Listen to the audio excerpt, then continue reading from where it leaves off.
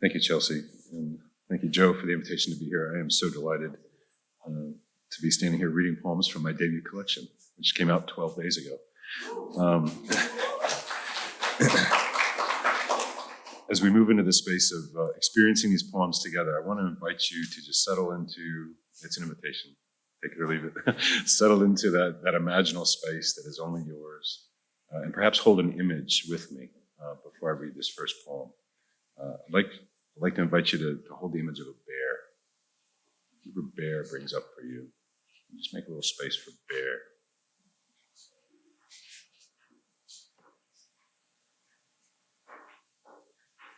Black bear. I told you about the bear, how it came padding through the tall grass along the fence line, sundown last night. Its dark bulk like a perfect absence, animate. I tried to describe what it felt like to be unseen, still, caught between impulses to keep safe, to see more. When you called me, I told you how much these nights you're gone hurt me in ways it's hard to say. And you said you didn't know when you might be coming back. We let a silence bloom between us. I'm writing to say what I could not, how I trailed it downhill, trembling, to the tree line chasing the creek bed, how the bear paused to scent the air as I was caught, exposed on open ground. It swayed in a sprawl of yellow crocuses, growing dim in the blossoming night like a greater darkness claiming candles. Everything melted in a moment, beyond sight. I was afraid. It was there, and it wasn't. I grew up on the Gulf Coast of Florida, just about 10, 15 miles inland and a bit north of Tampa, out in the middle of nowhere. And some of the poems in the book reflect this growing up in the middle of nowhere in Florida. There's some Florida landscape poems in here. I'll read a couple that touch on that. The first one is called Sunshine Skyway, or On the Sunshine Skyway Bridge. The Skyway Bridge is over 160 feet tall. It spans the south part of Tampa Bay with Bradenton, just to the south of Tampa Bay. I used to have to drive over it every morning, which terrified me. On the Sunshine Skyway Bridge. Bright, clear mornings from the bridge's crest, the hidden contours of Tampa Bay emerge. Sandbars surface in the low tides. Mangroves crowning oyster beds make islands. The white sandy bottom reflects the light where it tumbles into the deep cut of the shipping channel.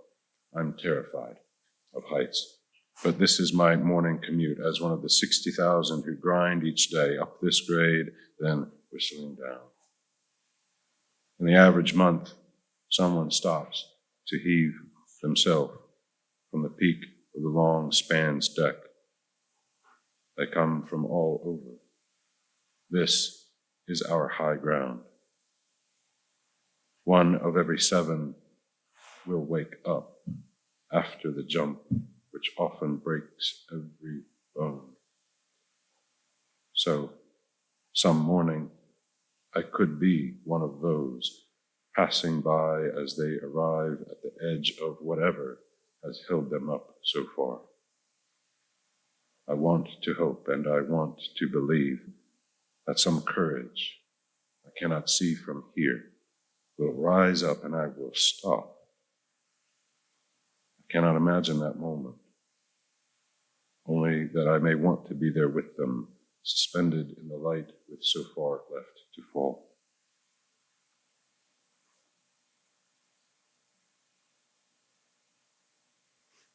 In the summers when my folks could afford to take a week off of work, I grew up, we did not have a lot of money at all. When they could afford to take a week off of work in the summer, they would take us, my brother and I, to a place my great-grandmother owned right off of a spring-fed river in Florida. You may have been down one of these rivers before. It's like gorgeous, crystal clear water. 72 degrees year round. It's magical. These were the happiest memories of my childhood, hands down. And when we would go on these week-long vacations, every day kind of had its own theme. We'd do the same thing one day each year. We'd take a boat up the river to the spring one day. We'd go out and fish in the salt flats one day. And then, because we were saltwater rednecks, we would also take a day and go crabbing. And that involved taking a chicken thigh or something and hooking it through a big hook and casting it out in the water and then slowly retrieving it and then dipping up these unsuspecting blue crabs and then cooking a big mess of blue crabs for dinner, which I thought was the most fun thing in the world to do. In my mid-30s, I moved back to Florida, which was very strange to be back in the place where you grow up. You can't go back, and you can, and when you do, it's weird. And I wrote a series of poems about my experience of coming back to Florida after moving away when I was 13. So this is a poem about that place where we would go on vacation. It's called Recurrence. The gentle current of Jenkins Creek carried me by the muddy bank I crouched on as a boy, dip netting blue crabs lured by a chicken thigh, past the last bridge before the Gulf, into the sawgrass and the salt marsh smell, edging along the wildness of palms, shaggy and bent in unkempt sloughs. Thankfully, the fish went biting.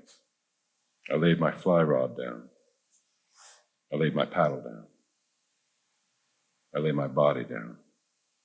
I let the smooth current take and turn me as I remembered the sky, with eyes embarrassed for staying away so long. Once more, clouds textured the blue beyond above.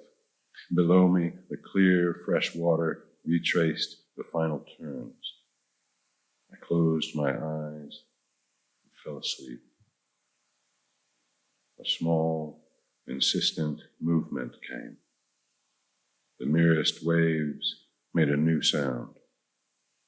And I woke up somewhere between, in the confluence of creek and sea, one of the thin places our bodies find, and rocked in attention, perfectly held.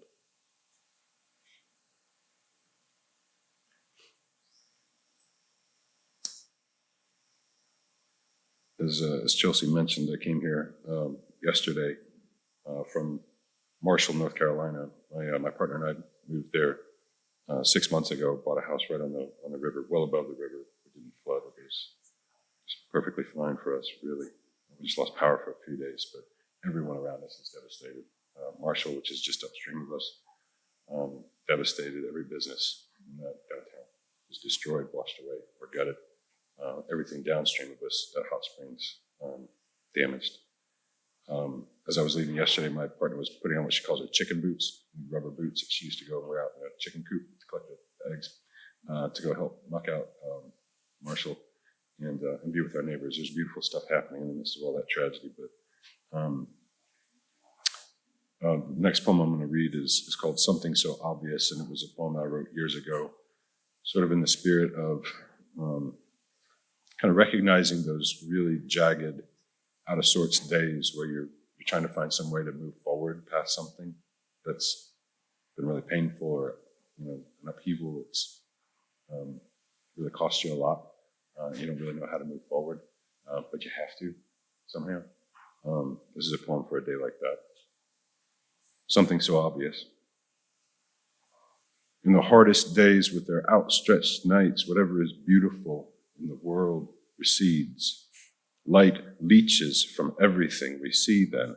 We can't touch ordinary goodnesses we might have let buoy us. All of it fails. Sometimes we have to begin again with something so obvious and tired as the sunrise, the wind in long grass, the light holding back our eyes from what is under the surface of the water, then the same light giving a wrinkled glimpse of stones, silt and dark fronds waving when we shift our stance half a pace or even turn the angle of our face. Some belief that goodness keeps, that it might come back one day, What could that mean today when there is only the sun returning in a flat peach wash, the burning usher of another Tuesday coming in with the clanks and grinding sounds of the city shaking itself off, reanimating? Awaking, we might observe, in colors we may discern, as all the life we lost burns out of sight, beyond us now, as memory.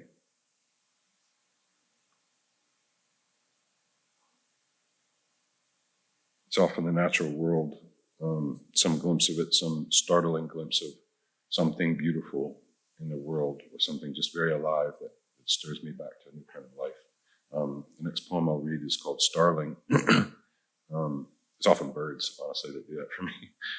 Even as the river was just barely cresting, the birds came back into our yard after a couple of days of silence and nothing. They're hungry, and here they come. This poem is written in memory of my friend John Wiley. It's called Starling.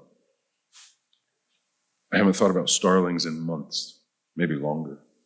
But looking up just now from a letter I'm writing to another friend who is learning how to die, a letter I do not know how to finish. Starlings. They fill my winter-bleached grass like rustling, light-flecked galaxies. How many thoughts has it taken to displace their last visitation from my brimming mind? They make me remember. To be present means forgetting some while, at least so much. One bird bolts lightly into the shadow of a cypress and then bursts through, back into this pale light, unblenched and iridescent.